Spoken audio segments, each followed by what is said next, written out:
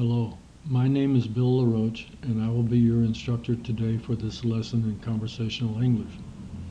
In the description below this video, you can read more about my experience teaching English to Spanish-speaking students in Central America and the United States. When someone participates in a conversation, there are two problems that may arise that cause difficulties in comprehension. One may be that the native speaker does not speak his own language properly.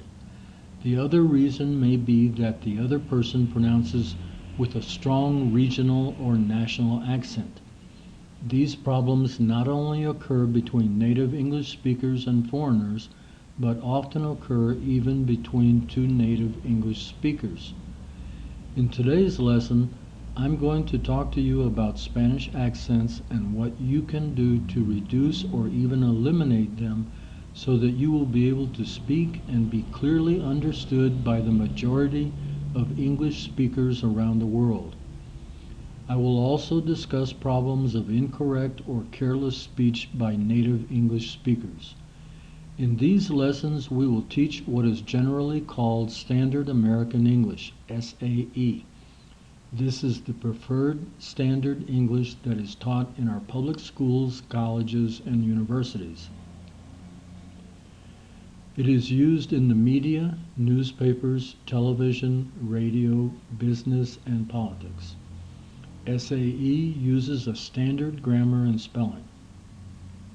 It is intended to be free of noticeable regional and national accents in order to communicate better on a global scale. In other lessons, we will show you actual pronunciation practice sessions in real classes where students were able to eliminate all or most of their Spanish accents, sometimes in just a few minutes.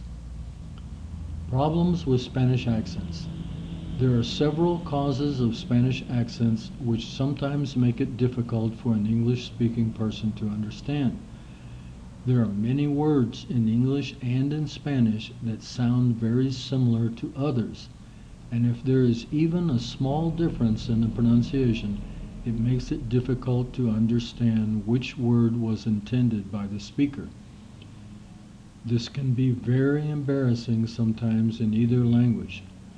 At work, this can become a serious and time-consuming problem when it is necessary to discuss complicated problems or explanations over the telephone, such as with technical support operations or call centers. Even in conversations between two Americans, many times there is confusion about whether someone said can or can't, or want or won't.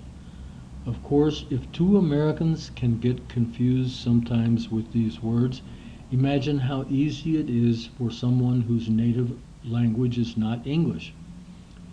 In English, the 5 vowels have their basic long sounds, but each one of them also has several short vowel sounds. If these are mispronounced, they produce most of what we call the Spanish accent. These problems can usually be eliminated if attention is focused on some of these aspects. If a student pronounces a long or short vowel sound incorrectly, such as the short I sound in sit, he will pronounce thousands of English words with that sound incorrectly. So the problem is not just to correct the short I sound for that one word. When a student learns to pronounce the short I correctly, immediately he improves his overall pronunciation for all the words that have that sound. The same thing applies to the pronunciation of the other short vowel sounds, consonants, and diphthongs. Since these are basic sounds in English, the correct pronunciation of these sounds causes a noticeable improvement overall in pronunciation. Focusing on these problems and correcting them at the beginning will save a lot of time and frustration for both the teacher and the student later. Correcting and relearning proper pronunciation is even more time-consuming than spending the extra time learning the correct pronunciation from the beginning. This is the reason why it is so important to do it right from the beginning.